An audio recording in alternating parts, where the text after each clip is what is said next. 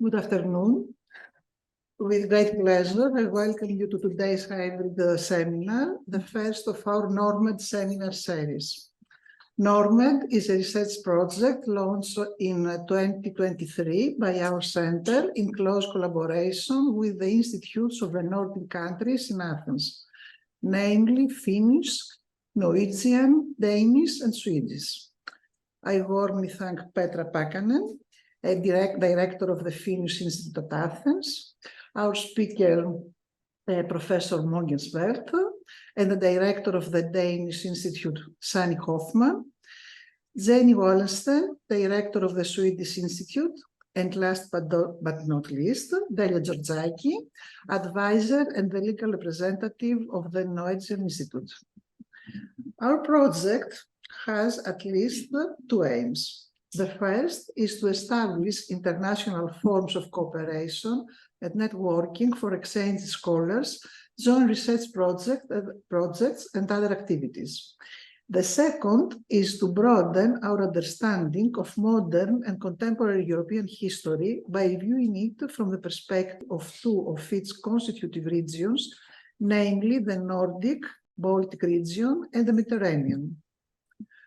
Although the two regions are usually contrasted due to their divergent development trajectories, both were nevertheless placed on the so-called margin of a supposed European center. We want to challenge this juxtaposition by bringing these regions together and thinking comparatively and transnationally about them. This approach will be a fruitful way to start thinking more complexly about localities, regions, empires, global interdependence, and of course, Europe. Our project aims to decentralize European history, and in our first seminar series, we intend to explore the two regions through the concept of smallness. In modern times, the history of both regions is, in one sense, the history of small states, which emerged through complex geopolitical rearrangements during the 18th and 19th centuries, changes and shifts caused by wars, revolutions, and the dissolution of empires. The resulting political entities devised by many ways to survive and relate to a larger states on their borders and the different great civilizations such as Germanic, Slavic, Ottoman. The following research axes are proposed as a starting point. First, small states and the intranational region relations. Second, concepts and understandings of smallness, comparison, transfers, and circulation. Third, the small and the smaller, coloniality and minorities. Fourth, small and arts. And finally, 5, digital economies. So much for the project. Let me introduce our today's speaker, Mogens Pelt, who will be with us online. Hi, Mogens. Hi.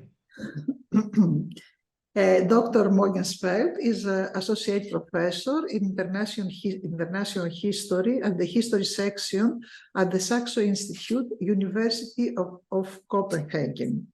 He was a director of the Danish Institute at Athens, 2020 to 24. He is directing the research project, The Greek Revolution and European Republicanism, 1815 to 1813, Ideas of Nation, People and Citizenship in the Making of the Constitutional State. Co-director of the project, Many Roads in Modernity, Southeastern Europe and its Ottoman Roots. Member of the directing board of Center of the Study of Nationalism. He was a Stanley Seeger Fellow at the program in Hellenic Studies, Princeton University. He was attached to the commission established by the Danish Parliament to investigate the Danish Security Intelligence Service 2007 to 2008. He was a researcher in the project Captive States, Divided Societies, Political Institutions of Southeastern Europe and Historical Comparative Perspective. And finally, a visiting fellow at the Department of Near Eastern Studies at Princeton University in 1999. The title of his presentation is Becoming Small, the Case of Denmark in the Imperative of the Regional, 1814 to 1945. I want to thank our speaker, and of course all of you for being with us today. Mogens, the floor is yours. Thank you very much, Atta. Thank you very much for your generous introduction, and thank you very much for arranging this possibility to talk about a subject I don't talk about so often, but which interests me very much, this kind of trans-regional, stable, important context between the area of the Nordic countries, the Baltic area and Mediterranean, both in the sense of comparison, but also in actual interaction. And I shall try to touch upon both of these aspects in my talk. But let me start with some reflection about smallness. A few years after the collapse of the Berlin Wall and after the dissolution of the Soviet Union, I remember that in Danish press and public, a kind of debate erupted. Some pundits and some politicians would heavily and vehemently deny that Denmark was a small state. That was not the case at all, they would claim. They would go to use the so-called imperial we and talk about that the West had won, we had won, and we had interest beyond the other side of the Baltic Sea, that is in the Baltic republics.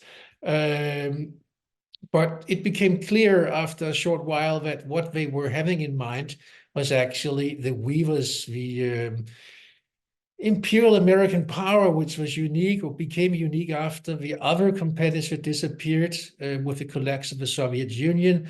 That is the situation or the conditions which, how can you say, originated with the creation or the emergence of this so-called unipolar moment. So what they were talking about was not so much Denmark per se, as much as the position they saw Denmark placed in its relation, that is, to the strongest power on earth at that time, and they identified completely. And to some extent, this goes a long way to explain how we have to deal with such a thing like smallness when we talk about small states. There is a how do you say, an essential kind of smallness, which has to do with resources, population, power, firepower, economy, and so forth. And then there's something which has to do with the international system. And the international system surely had changed or did change in the late 80s and early 90s. My purpose, more broadly speaking, or specifically speaking, this evening is to talk you through how a state becomes small. As I mentioned before, we often use the term a small state, and we do that in international relations theories. We will focus on small states as being something different from great powers, non-great powers. We will talk about their limits regarding capacity, that concerns their political or economic and administrative systems. And we will also very often hear mentioned that a small state will be the weaker partner, the weaker part in an asymmetric relationship within an alliance or in an undeclared alliance, in the local, in the regional, or in an international system. Another very typical situation in which smallness regarding states appears is in what you can call small state diplomacy, which has been an art which has been started and excelled in here in Denmark, also in a very explicit way, if you go back a little bit in history. And simply explaining, it means actually applying the conditions and insights from what we can call small state theory into actual statecraft of a given state or country, for example, Denmark. I'm sure, and I know that this approach, the small state or smallness, is very highly useful, analytically speaking, if you like, and it is certainly also being applied in the statecraft by smaller states, as a means to safeguard the existence of these states, their interest, and also, of course, in order to maximize their gains protect their interest in the game among nations. But if we confine ourselves or only understand smallness in this manner, we also expose ourselves to the danger of a kind of presentism, meaning that we deprive ourselves of the possibility of grasping the process and experience which made states small, and the experience and the processes which, let's say, forced the state and society to realize the importance of accepting smallness as the condition of the state's status in the international politics. So rather than focusing on the primates of smallness, if you like, I will discuss the process by which Denmark became small, how that forced her to reinvent her place among the nations, and how it shaped the norms that came to form the political culture of Denmark. And my focus, or the breadth of my approach is to focus on the regional factors, on the impact of the transformation of the European state system on Denmark and its process in the direction of becoming small, on the modes by which internal politics were conducted in Denmark, and on the modalities which informed these changing modes of conducting policy and politics in Denmark. I shall also make some comparisons or compare some of the main transition points which made Denmark small with the experience of Greece. And I will do so in the process of my talk here. The process of becoming small in the case of Denmark began in tandem with the making of early modern Europe. And we are back around the time of when Charles VIII, the King of France, invaded Italy in 1494. 94. This is normally, by convention, at least in the tradition I was brought up, let's say the starting date of the beginning of early modern Europe.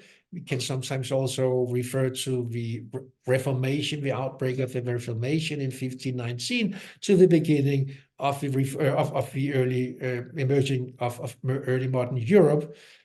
What is also important talking about this stuff is that with the making of early modern Europe, a new state system also came into being, and it was a system characterized by, let's say, a transition from an organization based on the principle or on principles of universality, empire, and Christendom to one of multiple states, and the principle of cuius regio, ius religio, which are the famous, let's say, headline of the Peace of Augsburg in 1555, meaning that the person, the prince, the ruler who rules a region also has the right to choose the religion. What is also important to note here is, at least if you follow a scholar like Paul Schröder, is that the emergence of an international system began at the same time, an international system with Europe in the middle, as, and this is important, as a durable system of political relations and transactions between more or less independent governmental units in regular, persistent contact and communication with one another. So what it is saying here is that, and it makes sense for this period, that there is a kind of globality in a smaller scale involved in the understanding of the international system which emerges in this period, meaning that what happens in Denmark has a bearing also on what happens in Greece and vice versa, at least potentially speaking. Denmark started out as a great empire, actually, not empire perhaps, but a very great state. During the Middle Ages, the Danish king Knut, for example, ruled over an empire in the North Sea and the Baltic area, stretching from England in the west to Norway in the east, including the western coastline of Sweden, which was which gave the Danish king the possibility of dominating the entrance and the exit from the Baltic Sea a very important strategic position, not dissimilar to the one Turkey is having right now by its control of the Straits, for example. It was an empire which only lasted for a brief spell of time from until sometimes around 1035. So it's a long time ago. It did not have a long life. Another construction which emerged in the same area a little bit later is the so-called Kalmar Union. If you're a Dane, Norwegian, or a Swede, you will have learned about it in the school, but I should say a few words about it. It was a system, a personal union among the kings or sovereigns of Denmark, Sweden, and Norway, in which, at least in the beginning, the Danish sovereigns, including Queen Margrethe I, held a dominant position. It was called the Kalmar Union, named after the Swedish town of Kalmar, and it lasted for a period of not exactly 100 and, let's say, 30-some years, from 1397 to 1523.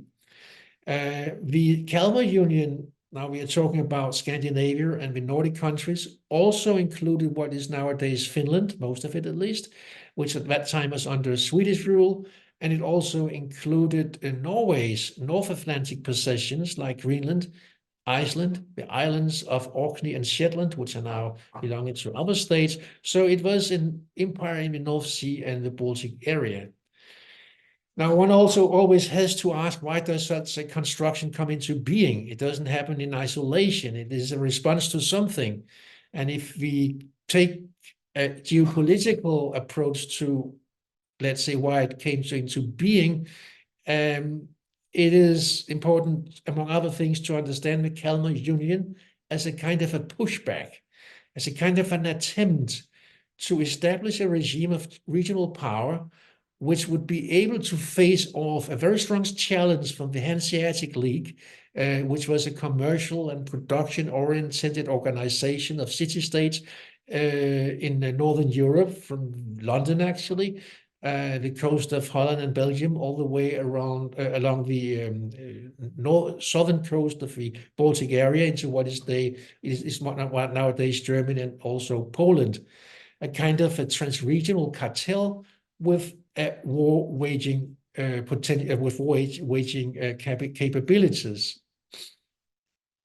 The big changes, regionally speaking, and especially regarding Denmark's role, but also the role of Sweden, began to accelerate during the long but formative period of the making of early modern Europe, from its beginning around, as I said before, around the Reformation.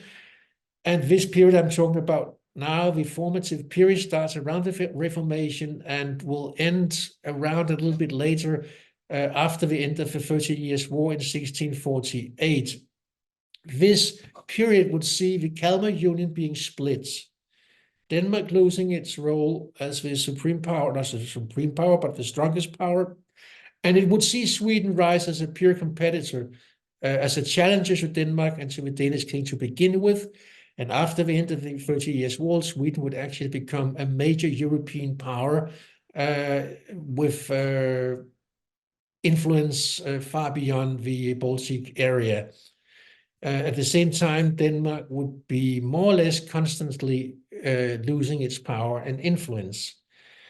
Now, this constant process of losing power, military power, power in terms of resources, also spurred some very fundamental changes on the foundational principle of Danish state power.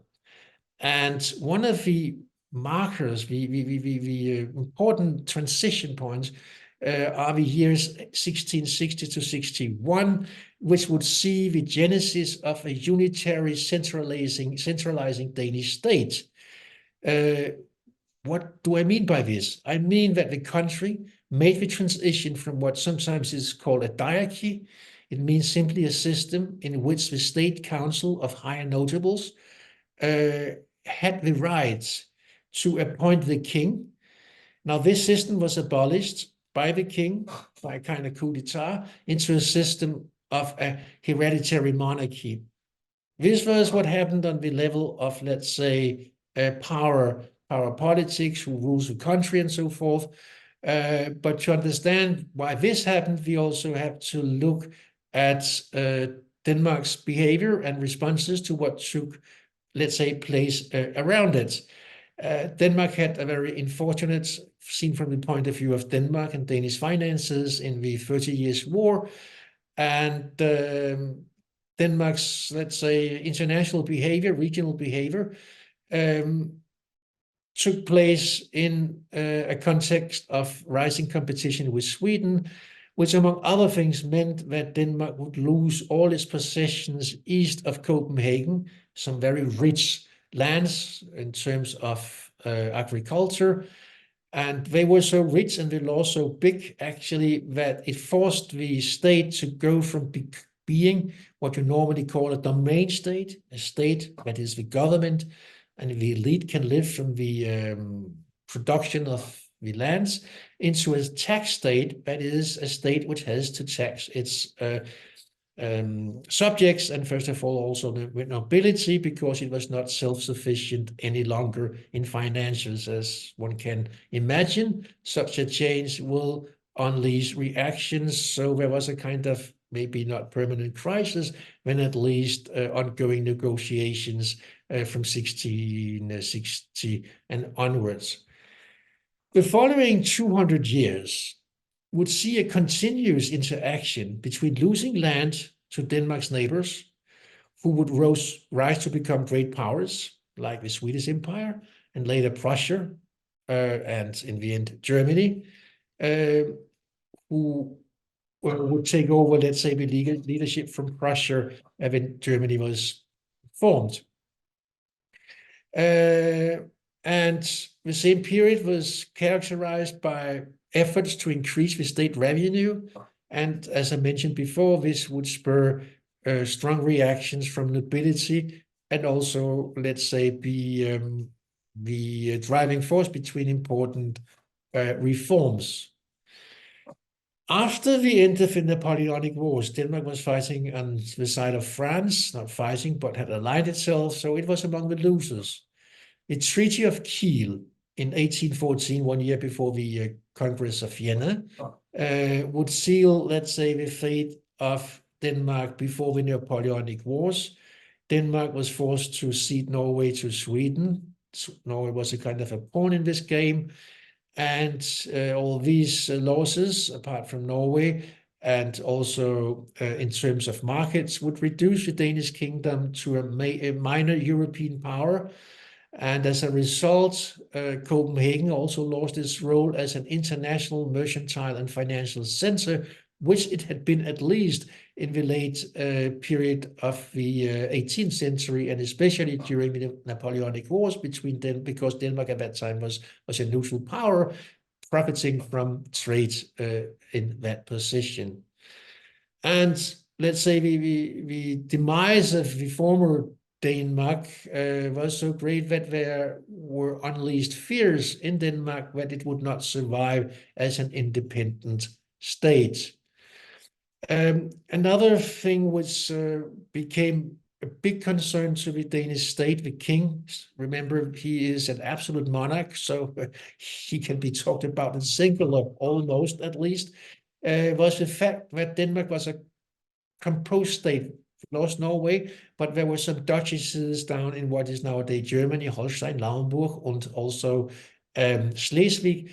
It's a complicated history, but these were lands in rich areas connected to the Danish crown, but at the same time, after the end of the Napoleonic Wars, part of the German Confederation, meaning that Prussia and Austria had a direct say in what in Copenhagen one would consider local interest, because Lauenburg and Holstein were also members of the German Confederation.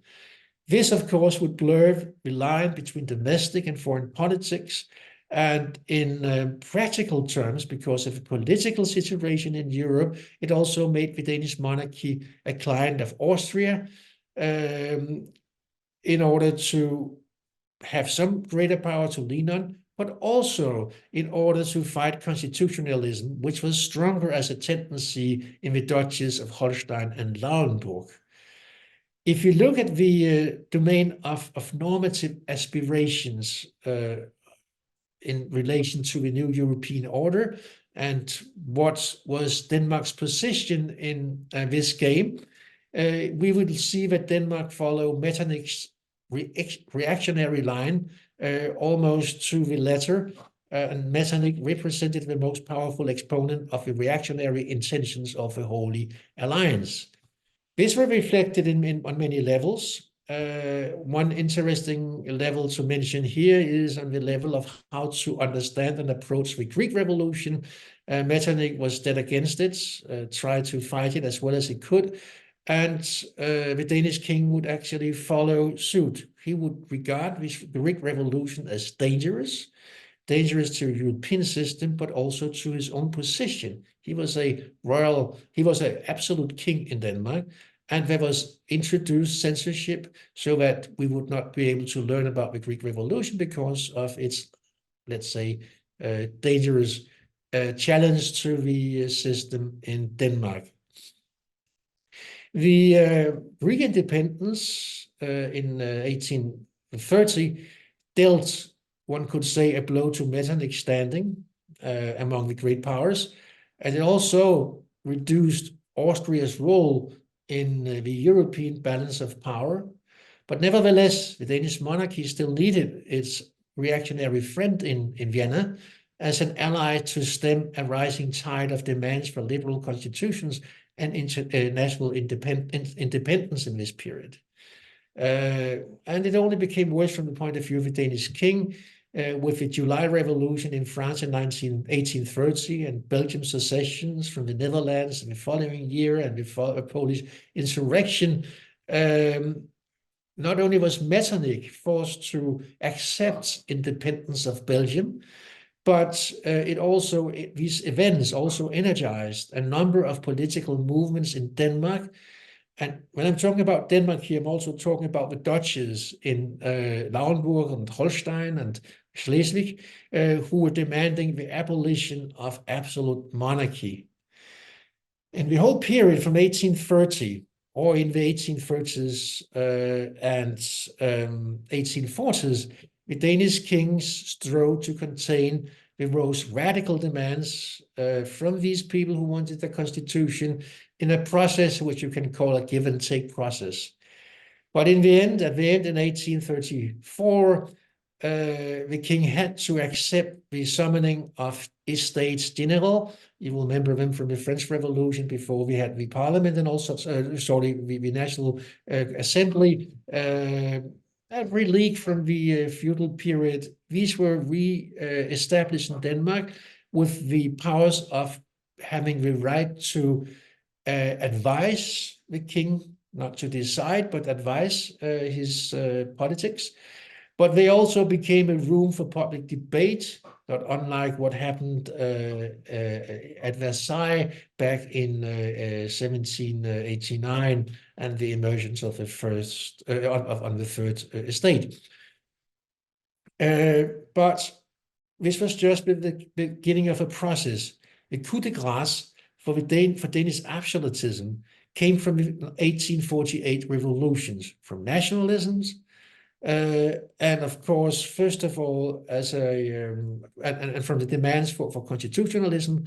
And in the case of Denmark, for the Danish king, the worst thing was that these demands came from the duchies. They came from Holstein and Schleswig, first of all, nationalism, and the demand for constitutionalism. So he was not only fighting constitutionalism, but actually also nationalism. And that meant that when the Danish king the following year was forced to give a constitution in 49, it actually happened in the context of a civil war, because in 48, the first so-called Schleswig War broke out, a war that lasted for 3 years. So we have to understand the signing and the giving, if you like that word, but that is the king's word, in 1849 as a response to a severe political crisis in the Kingdom of Denmark, in which Denmark was at war with itself. At least the king was at war with his duchies. This Danish constitution was signed 5 years after the first Greek constitution, which is something I will come back to. Denmark, to some extent, was lucky to get out of the First Schleswig War, as it was called, intact, meaning that it would keep its possessions. The king would keep his possessions in Schleswig and Holstein, and that was first of all due to Russian pressure. Now, this area, Germany, Prussia, the northern parts of Germany, the Baltic area, of course, was a geopolitical concern for the great powers, and first of all, Russia was concerned about the rising power of Prussia and was strong enough at the London Conference in 1852 to make sure that the Danish territory was left untouched by the wars, I mean, in terms of distribution. But it wouldn't take long. It's a long history, but at least in 1864, Denmark entered into a war against Prussia under the leadership of Otto von Bismarck.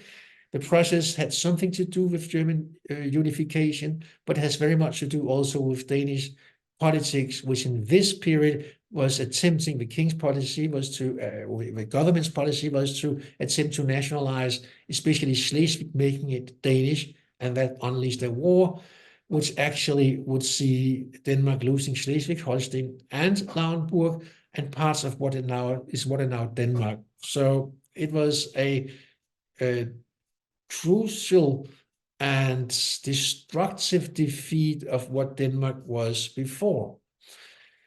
If we turn our gaze towards Greece, let's say to about the same periods, we will learn that Greece was born by secession from the Ottoman Empire, meaning that Greece's road to independence, but also later to constitutionalism, took the shape of a rebellion against the, let's say, traditional principles that regulated the relations between the ruler and the ruled.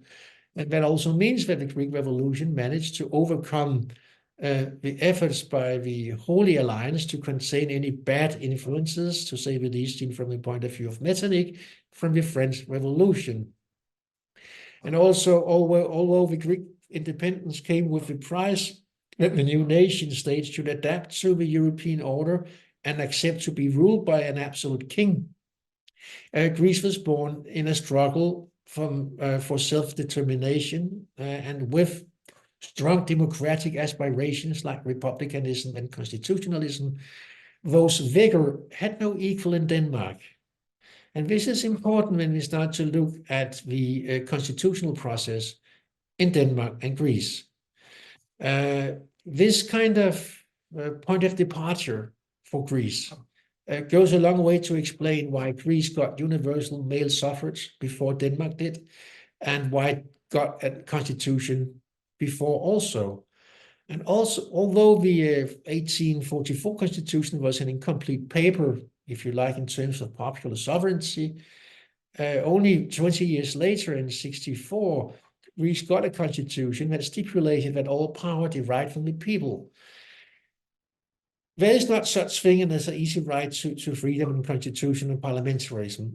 But so in Greece, there was also a struggle. But for example, a very important milestone in the process in the direction of parliamentarism, at least as a functioning factor, is the principle of the parliament, the parliamentary principle.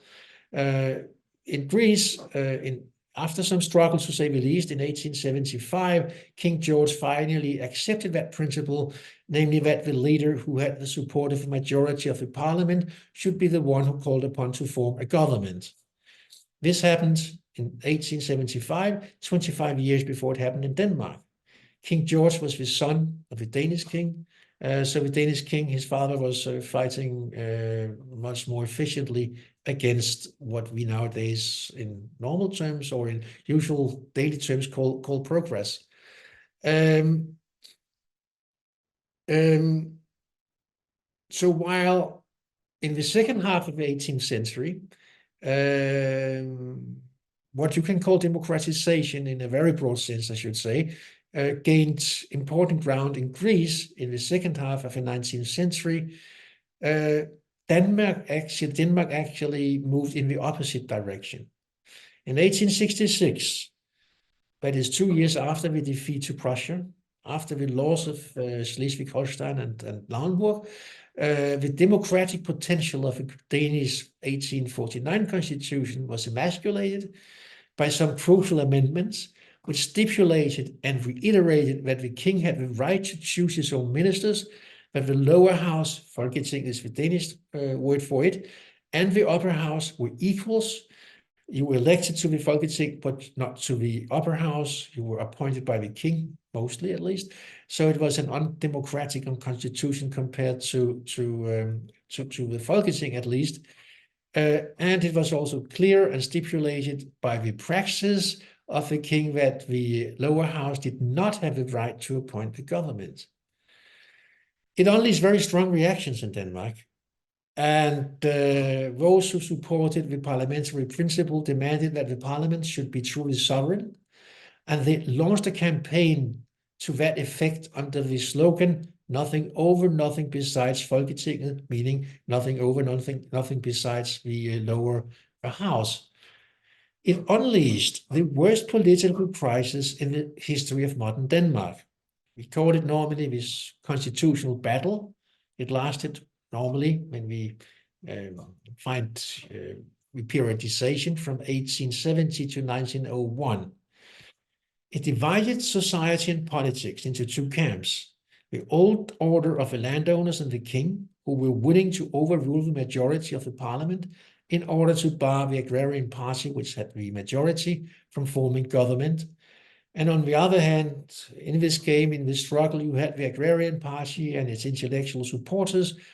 And the conflict was of such an intensity that, among other things, it saw the government appointed by the king preparing for violent confrontation with oppositional forces. So it was not just a game and a war in the press, it was something of a much wider dimension. At the end of the day, in 1901, the parliamentary principle was finally established. But the new order, parliamentary, democratic, the order was still so fragile that in the wake of Germany's defeat in the First World War, conflicting visions between the king on the one hand and the elected government on the other, as to which extent to claim back land which has belonged to Denmark, to the Danish kingdom before the war in 1964, in the province of Schleswig, should actually be claimed to be Danish. There were a plebiscite in the area where the locals could vote. The king's demands went against what the locals had voted in a place like Flensburg, which was clearly in favor of being German, but he hoped to get some help from his friends and make it Danish anyway.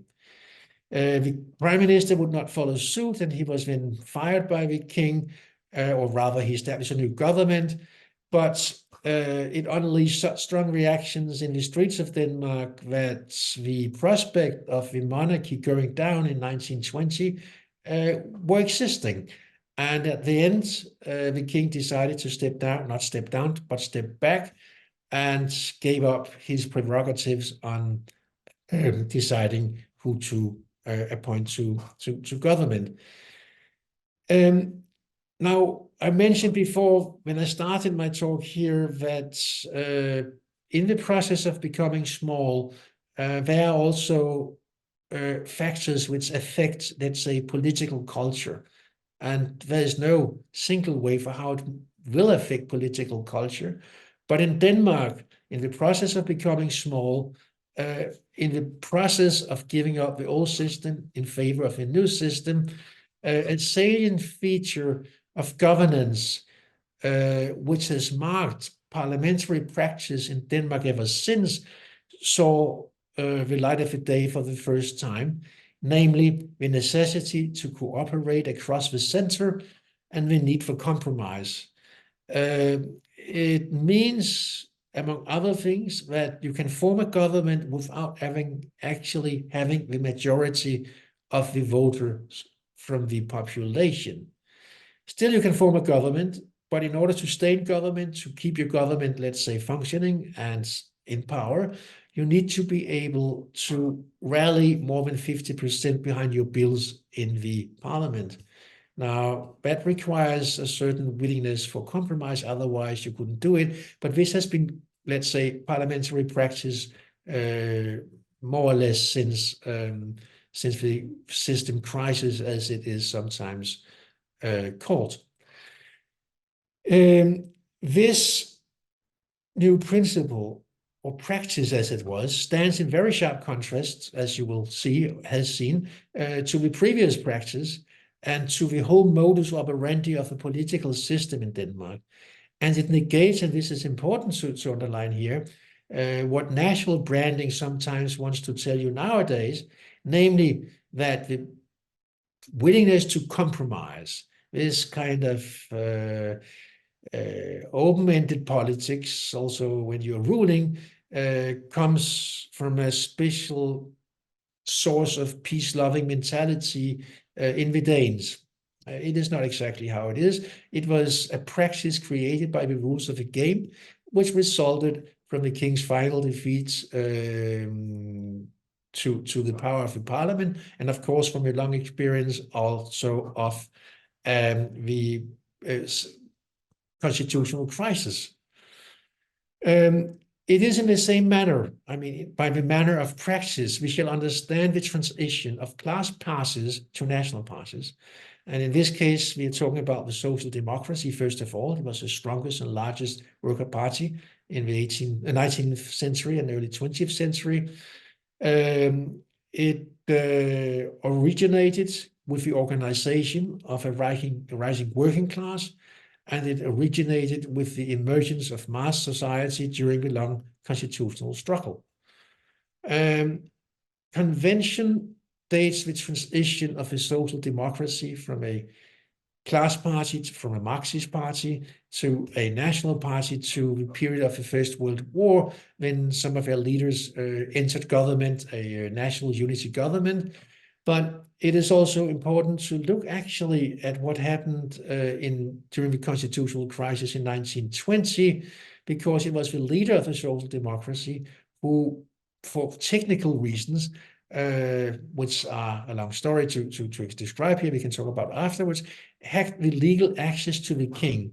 And he used this access to tell the king to step down, otherwise he might actually risk to lose his kingdom. And under impression of what the leader did, and of course also because of the situation in the streets, at least at the end of the day, the king decided to step back. What it did in the eyes of, let's say, the more established parties, was to make the Social Democratic Party, let's say, housebreak, so that it could actually enter into government with the bourgeoisie parties, and only a few years later it will form the first government. And until the crisis of the 1970s, it would be the dominating party in the Danish parliament. Let's turn our gaze to Greece, because until now we have a, let's say, if we are comparing on such things as parliamentarism and the parliamentary principle, we have a story here where Denmark is actually catching up with Greece. The Greek king, King George, the son of the Danish king Christian IX, was also allowed by the constitution actually to appoint a government by his own will, but he had given into the parliamentary principle, something which would change shortly after his death, when Constantine, his son, would take over power. And he made no secret by his deeds that he actually wanted to take or make use of his possibility in the constitution, namely that he could be the one who appointed governments. I'm talking to a Greek audience, so you know about the constitutional crisis in Greece from during the First World War and beyond.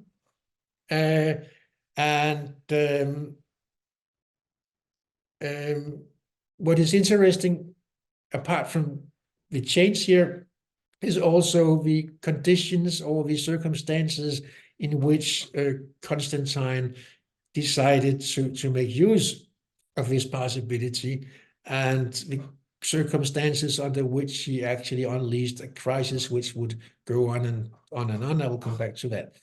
The circumstances were the entrance into the First World War, and we know from the case of Denmark, if I start there, that there was no debate, any serious debate of not staying neutral at all up till the outbreak, or up till during the July crisis, and also after the outbreak of the First World War and during the First World War.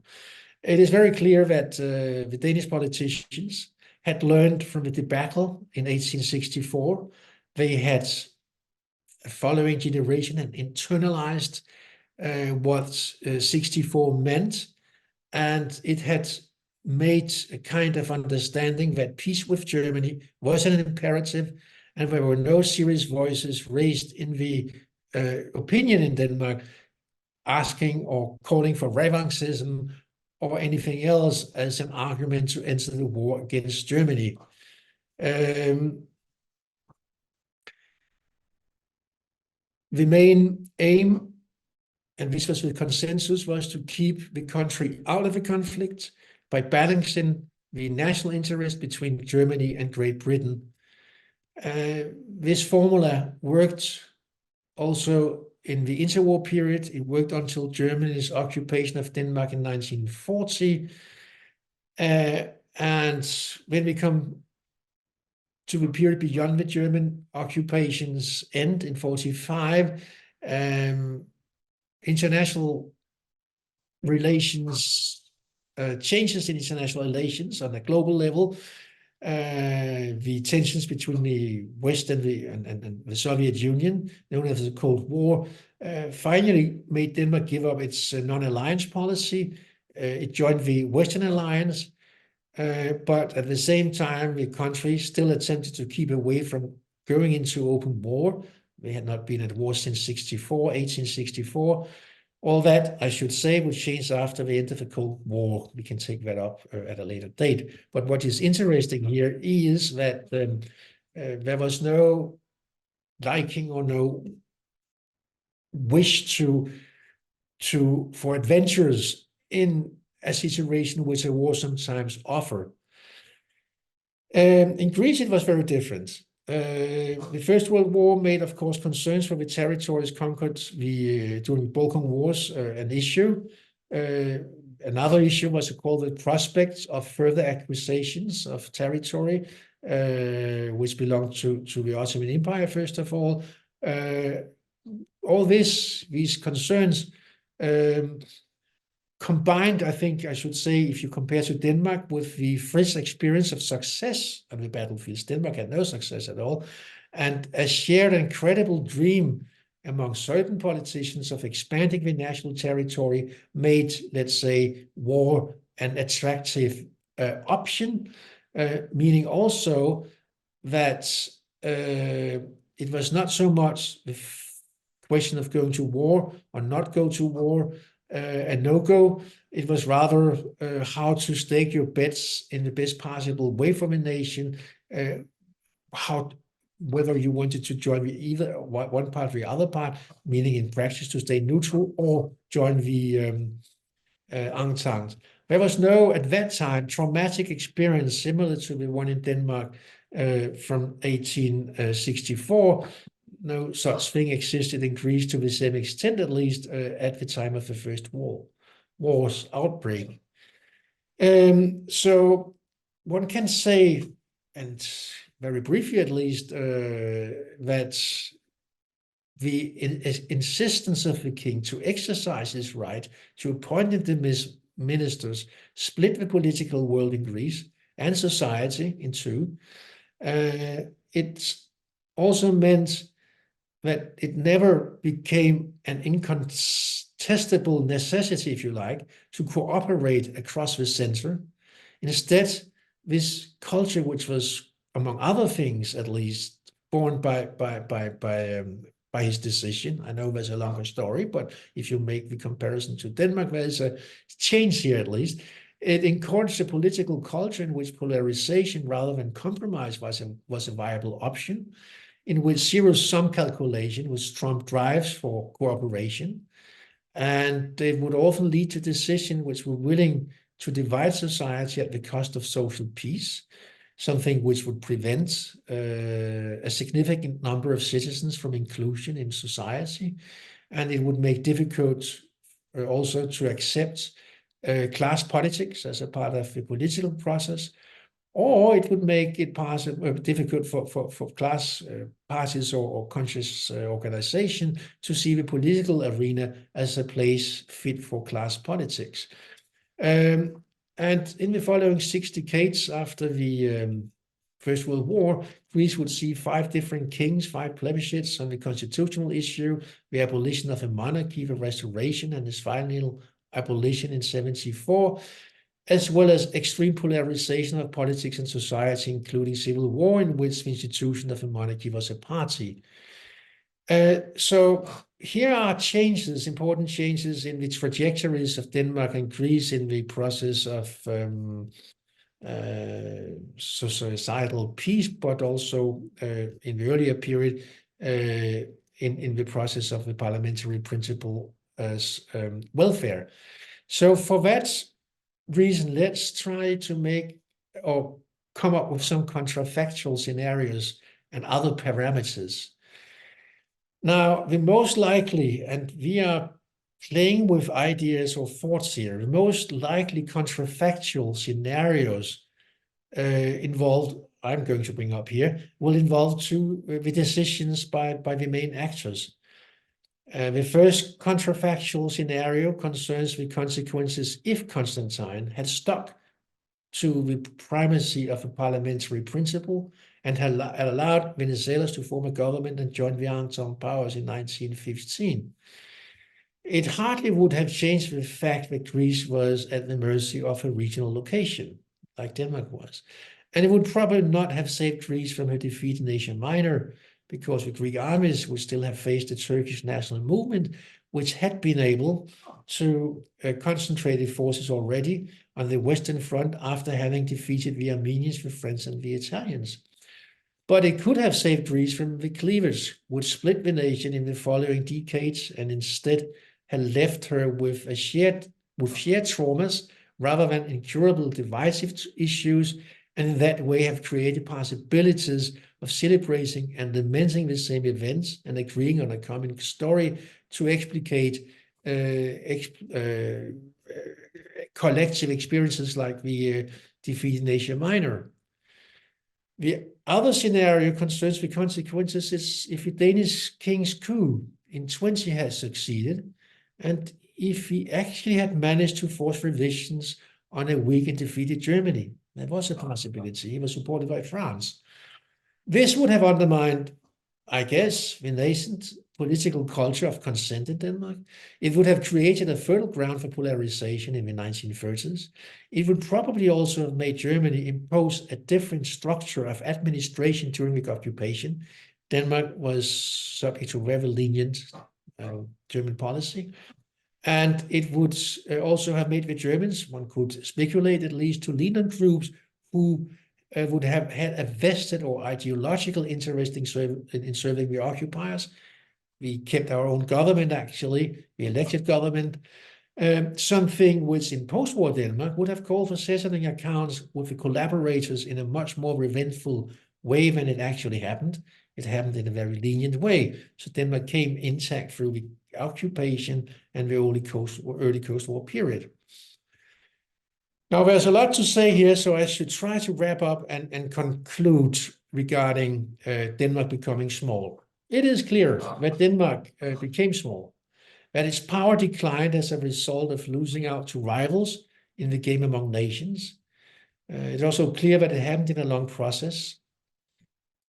To some degree, this must be explained by the fact that the development of the Greek central state took place, and this is the period of early modern European history, which is important. The development of the Danish central state different from one in the Middle Ages, took place in an environment that was marked by the proximity from the point of view of Denmark to some of the economically most dynamic states in the world, like the Netherlands, like Britain and Germany, something which of course stimulated the economy of Denmark, but something which also challenged Denmark's territorial position because it was competing states, the Netherlands, Britain, and Germany in particular, which did much better in terms of generating resources for the central states, and who also, at least from regarding England and Germany, were much stronger militarily. And Denmark had been in war with both these countries in the period of its becoming small. In terms of unmitigated military competition, that is war, Denmark began at the early outset of the making of early modern Europe, from about the Reformation and to the early aftermath of the 30 Years' War, to lose to Sweden. And in the 19th century, Denmark would lose to constitutionalism and to Prussia. So in this way, it was a process which was not only in the hands of successive Danish governments, but certainly also a process which depended on foreign powers. But at the same time, it was internal power correlations and power struggles that decided the way in which Denmark became small, and to some degree decided which values should inform the institutions which were created in this process, or which should inform the institutions which were transformed in the same process. Thank you for your fascinating presentations on how Denmark became a small country. You pointed to geography, to geopolitics, regionalism, political culture, and international environment.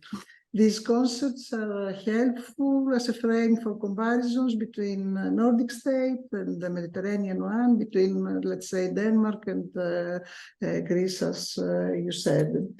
Would you like to comment on your slides?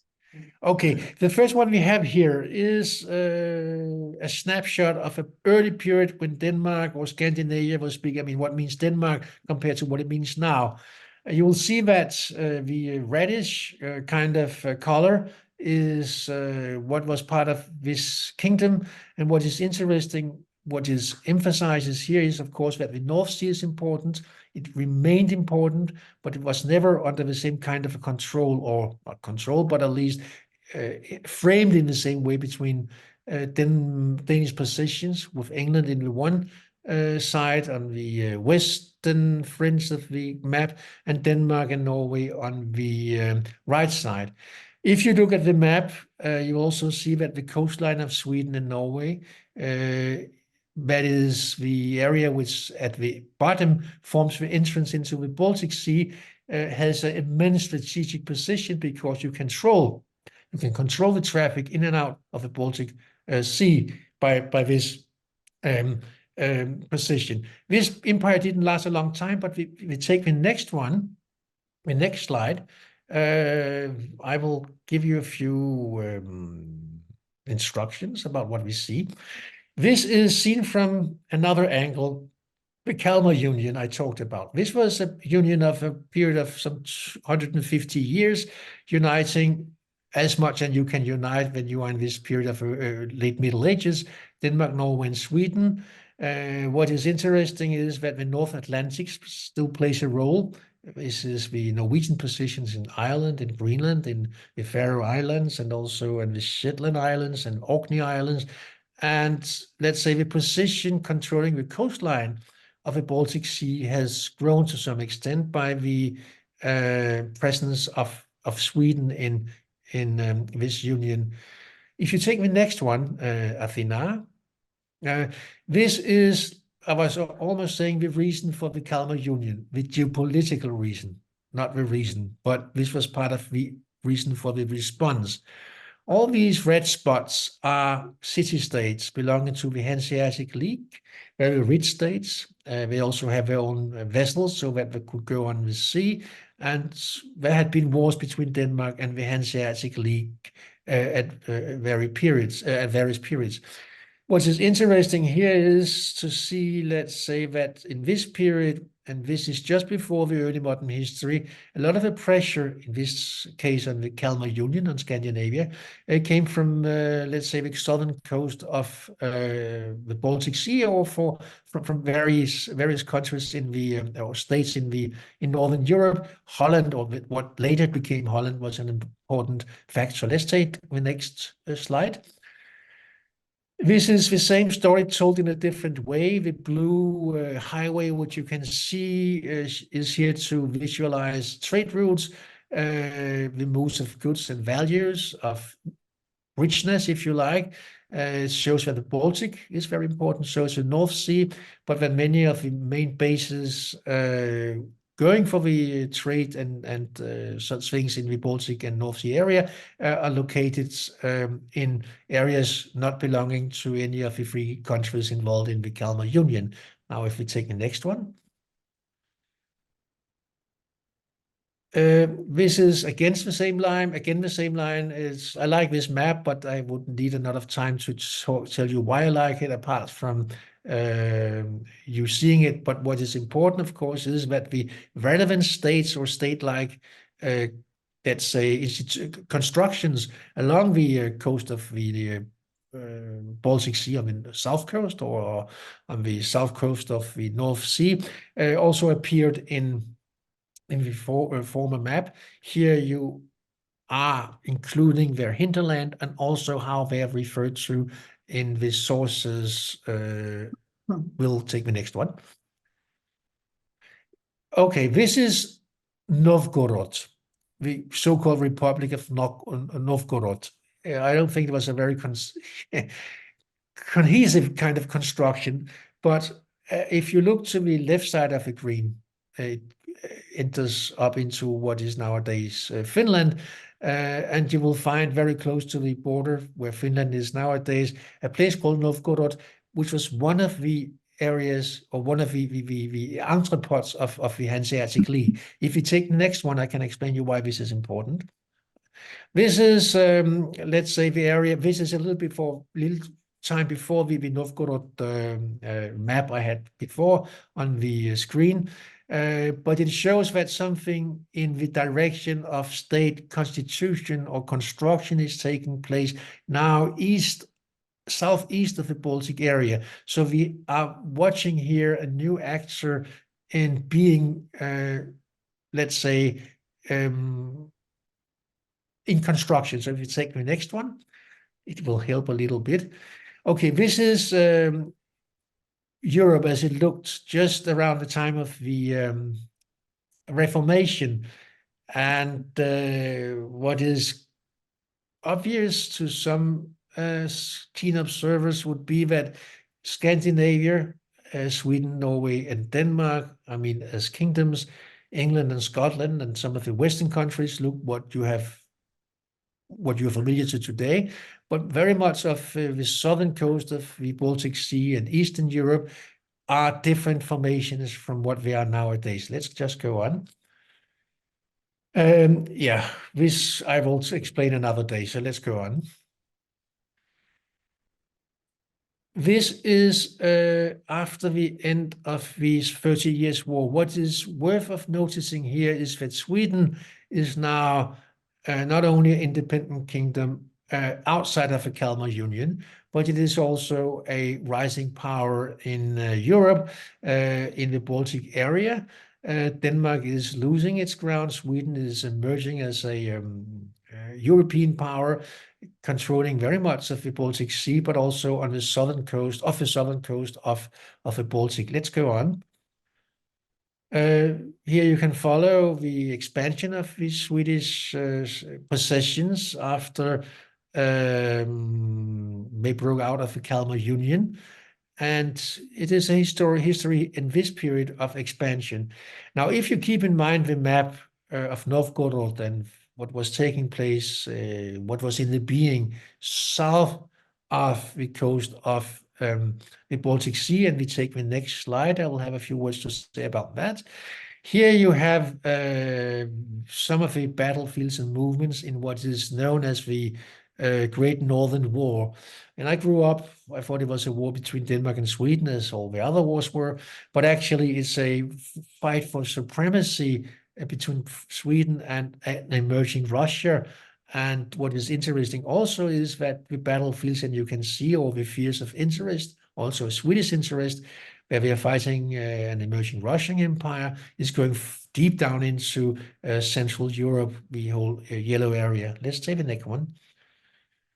This is about the same. We could spend some time looking at the details, but it is just to illustrate, let's say, the repercussions or the meaning of Swedish power in relations to the emerging Russian power. It makes a huge area, let's say, geopolitically relevant for both of these powers.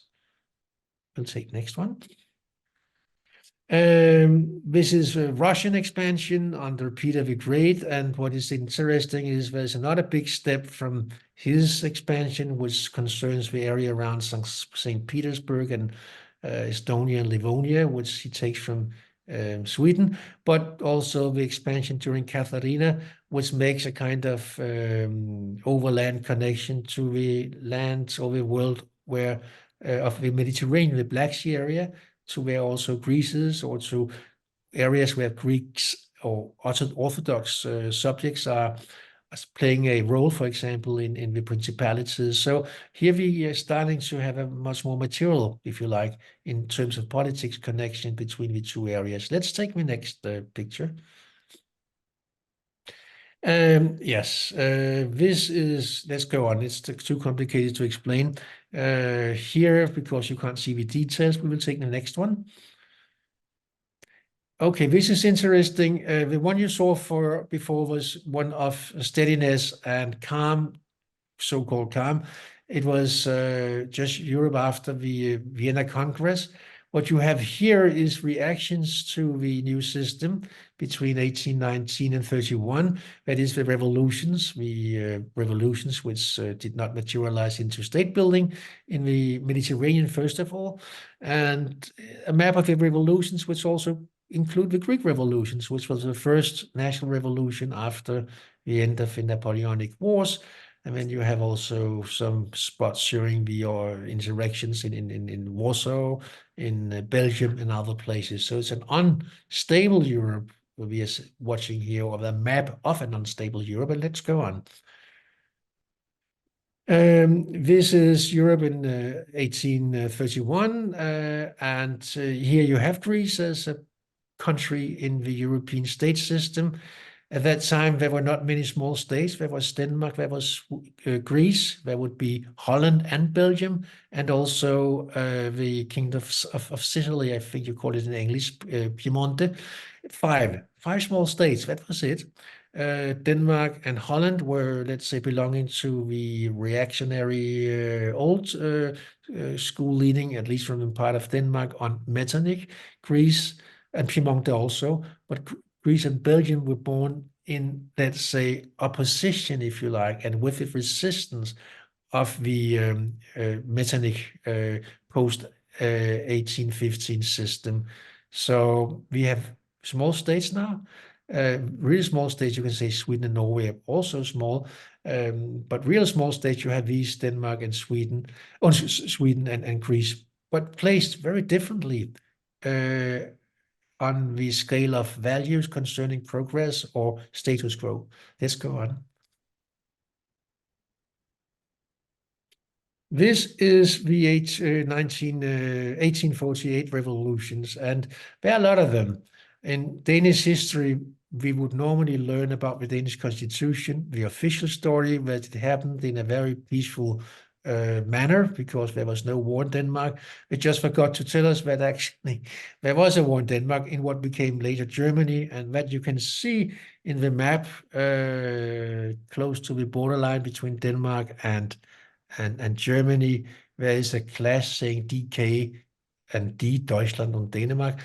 It just means that it is registered by this German map. Let's go on. This is a Danish national vision or traumatic way of picturing what happened before 1864 and after. 1864 or before 1864 is Denmark on the left with its possessions down into what is now Germany. On the right side, it is Denmark after 1864 when it lost what its possessions in Germany, the duchies, but also a part of Denmark proper. Let's just go on. This is difficult to see what it is if you're not a Dane, but this is a picture of the zones of the plebiscite after the end of the First World War, of which parts should go to Denmark and which should stay with Germany. That is the areas which were taken over in Schleswig, that is, not in the whole area, but Schleswig during the War of 1864. And this became the way in which the border line was also drawn.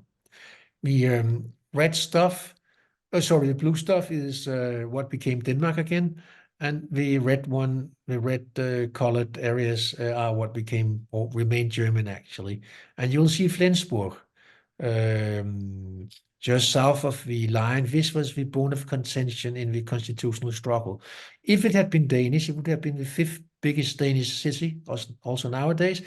It was a clear result in favor of staying German. So the king was mingling with a result of a plebiscite, and it actually also led to his demise, or at least his loss of prestige. Let's go on. Thank you, Mogens, for this visualization of geopolitics and of the process of becoming small in such long historical period, in different historical moments. Looking at these maps, I had the existential question, how we can understand the notion of smallness, finally. Smallness is a comparative concept. Small states and great powers are mutually constitutive. What criteria should we apply? Absolute numbers referring to the size of populations or the size of state's territory? Perhaps the capacity to maintain a sovereign status. Finally, are small states synonymous with a weak state and vice versa? In addition, what does it entail for a state to consider itself and be considered by others as small? This is for general thinking. And bye-bye.